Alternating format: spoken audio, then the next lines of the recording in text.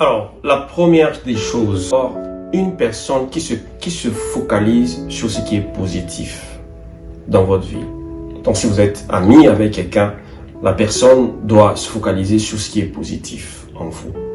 Ça veut dire qu'elle ne regarde pas des erreurs, elle ne se base pas sur des erreurs, mais elle regarde ce que Dieu vous a donné de positif. Elle le mûrit. Vous voyez, ça c'est un ami. Un ami, c'est celui qui est sincère et qui n'est pas hypocrite. Des gens qui vous disent des choses et qui vous flattent ne sont pas vos amis. Vous ne pouvez pas avoir un ami qui est flatteur et hypocrite. Un ami est sincère. Un ami, si vous le réveillez la nuit, il va vous dire, s'il dit oui la nuit, il ne peut pas dire non le matin. Un ami est sincère dans ce qu'il vous dit, intérieurement et même extérieurement. Un ami ne dit pas des choses à la bouche alors que son cœur dit autre chose. Et ne dit pas des choses dans son cœur alors que sa bouche déclare autre chose. Ce n'est pas un ami. Et ça veut dire qu'un ami ne parlera jamais derrière votre dos. Vous avez des gens qui parlent derrière votre dos, ils ne sont pas vos amis. C'est aussi clair que ça. Dans l'amitié, en fait, on maintient le contact. Il y a la notion de maintenir le contact. Maintenir le contact dans l'amitié est crucial parce que l'amitié se nourrit. Et quand on maintient le contact, on montre qu'on a intérêt, on montre qu'on se préoccupe de l'autre. Maintenir le contact aujourd'hui est devenu facile parce que vous pouvez maintenir le contact par le téléphone. Appelez de temps en temps. Appelez. Envoyez des messages à votre ami. Aujourd'hui, on a WhatsApp parce que quel que soit ce qui se passe dans le monde, aujourd'hui, c'est facile d'appeler quelqu'un en utilisant WhatsApp de partout au monde. Ça ne vous coûte rien d'envoyer un message, un SMS. Bonjour, comment vas-tu? Je voudrais juste prendre de tes nouvelles. Pas pour demander l'argent, pas pour demander un soutien, mais pour dire bonjour, pour s'intéresser de l'autre. Vous voyez, aujourd'hui, vous pouvez maintenir le contact via des réseaux sociaux. Si vous n'appelez pas, vous dites que vous tenez à quelqu'un, mais vous ne l'appelez jamais. Vous n'envoyez jamais de message. Vous ne demandez pas comment il va. Mais quand il y a un besoin, vous êtes le premier à vous présenter. Arrêtez ça. Vous n'êtes pas un ami. Vous n'êtes pas un ami digne. Voilà la disponibilité. Un vrai ami est disponible pour vous. C'est comme ça. Vous ne pouvez pas, quand vous avez besoin de quelqu'un, il n'est jamais disponible. Lui, il est toujours au travail. S'il n'est pas au travail, il est à l'église. S'il n'est pas à l'église, il est... Si c'est dans quoi. Mais pour vous, il n'est jamais là. Pour vous, il ne peut rien faire. Pour vous, il ne peut pas se pointer. En quoi il est votre ami? En quoi il est votre ami? Il n'est pas votre ami. Cette personne n'est pas votre ami. Elle n'est pas disponible pour vous. Alors ne soyez pas dupes. Si vous vérifiez que quelqu'un n'est jamais là pour vous, malgré que vous avez fait le pas plusieurs fois, vous allez vers la personne, vous êtes disponible pour elle, vous démenez pour elle. Moi, j'ai appris que un jour, un collègue est décédé. Quand il est décédé, maintenant tout le monde commence à venir. Non, parce que cette personne était toujours là pour tout le monde, mais personne n'était là pour elle. Et j'ai vu, et c'est avec honte, que quand la personne est morte, que maintenant tout le monde commence à sortir comment la personne était là. Mais pendant qu'elle était là pour toi, est-ce que toi tu étais là pour elle? Est-ce que toi tu pouvais être disponible pour elle? Vos vrais amis, c'est pas les amis qu'il y a sur Facebook. Non. Un ami, moi je vois des gens qui t'appellent, vous ne vous connaissez même pas, vous ne vous êtes jamais vus, vous n'avez jamais échangé, elle ne vous connaît ni de près ni de loin. Mais parce que vous êtes amis sur Facebook, elle te demande l'argent. Ça se fait pas. Ça se fait pas. C'est un manque de noblesse en fait. Si vous êtes disponible pour quelqu'un, demandez de vous voir. Appelez-vous, demandez de passer des appels. Demandez de vous voir physiquement. Donc même se voir physiquement, c'est très important. Voyez-vous souvent en personne pour connaître votre ami. Soyez là pour elle ou pour lui. Cinquième point, la générosité. La générosité, c'est quoi? Être généreux, c'est avoir de l'empathie, être humain. Quand vous avez un ami, soyez généreux avec lui. Ça veut dire encourager l'autre. Parlez-lui, aidez-le, aidez la personne, aidez-le ou aidez-la. Rendez service, aidez à sortir la personne d'embarras. Quand vous êtes généreux, ça veut dire que vous voyez le côté où vous pouvez être utile à une personne. Ne soyez pas des amis pour des noms.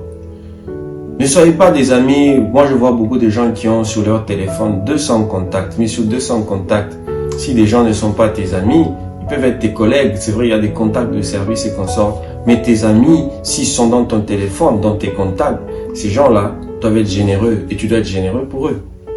Tu dois savoir comment tu es utile. Le manque de générosité tue l'amitié. Ok? Ok? Présenter des excuses et pardonner. Très souvent. Le plus souvent possible. Un ami se remet toujours en question. Parce que nous sommes humains. Les gens ont des exigences très élevées pour des choses pour lesquelles eux-mêmes ne sont pas capables. Une personne attend de toi que tu sois 100% parfait et correct. Mais elle n'est même pas à 40%. On est des amis, on est humains. Ça veut dire qu'il y a possibilité de se tromper. Et si une personne se trompe, votre ami, soyez généreux de pardonner. Pardonnez. Et passez la page. Les amis se pardonnent, ils sont faits pour ça. Vous savez, les amis, quand on était petits et qu'on était des amis, on se battait. On pouvait se battre et après la bataille, on joue ensemble. On peut se battre et le soir, on va manger il vient manger chez nous, je vais manger chez lui. C'est comme ça. Ça, c'est l'amitié. Et puis, présenter des excuses. Je connais des gens qui ne présentent jamais des excuses. C'est mauvais.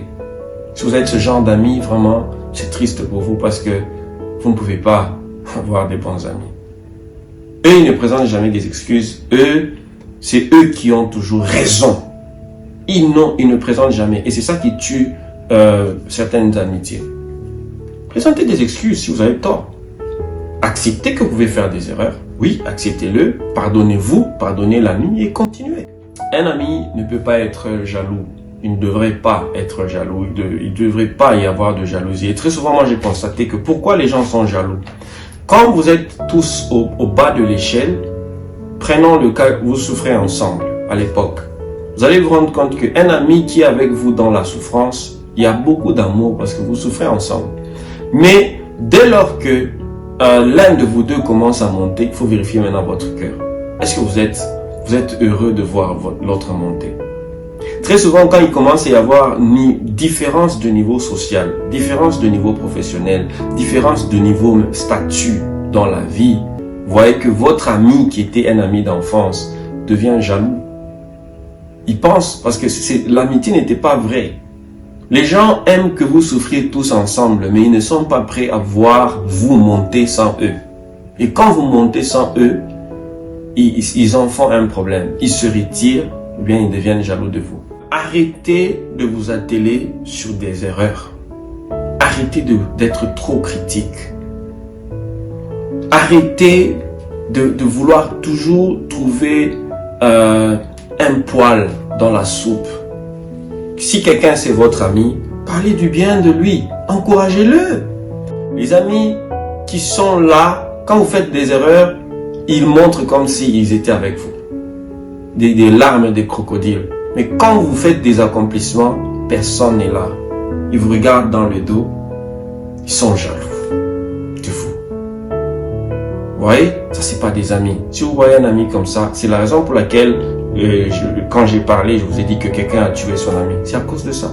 Il s'est rendu compte que son ami avait des mérites, il évoluait, il avançait, et donc dans la jalousie, il a tué son ami. Sûrement avec du poison ou avec un couteau. Pourquoi? Parce que il n'aime pas ce que son ami fait. Il n'aime pas. Donc ces gens-là se limitent sur des erreurs, se limitent sur ce qui ne va pas, ce qui n'est pas bon. Quand c'est vos erreurs, ils nous en parlent dans les dos. Quand vous avez des petits défauts, ils en parlent partout. Ils mettent un amplificateur pour amplifier vos erreurs. Mais quand c'est vos réalisations, il n'y a pas d'amplificateur. Les événements importants. Un ami doit connaître les événements importants de la vie de son ami. Comme les anniversaires, les fêtes, la réussite. Par exemple, il y a des amis, tu sais que non, il fête dans telle période, c'est son anniversaire. Même si toi, tu ne célèbres jamais les anniversaires, dis-lui un joyeux anniversaire, fais des souhaits, écris-lui, appelle-le, souhaite quelque chose, écris une phrase. Ça ne te coûte rien du tout, franchement. Ça sert à quoi d'être méchant? Si votre ami a une collation, ou bien il a réussi, il a eu un certificat, ou bien il a eu une promotion, dites-lui que vous êtes content de lui. Glissez un mot, c'est ça l'amitié. Connaissez, quand vous oubliez par exemple l'anniversaire de votre ami, ça veut dire que vous n'avez pas d'intérêt dans sa vie. Quand vous n'êtes pas là au mariage de votre ami, ça veut dire que vous n'avez pas d'intérêt. Quand vous n'êtes pas là dans les réalisations de votre ami, ça veut dire que vous n'avez pas d'intérêt à sa vie. Alors pourquoi vous êtes des amis? En quoi? En quoi?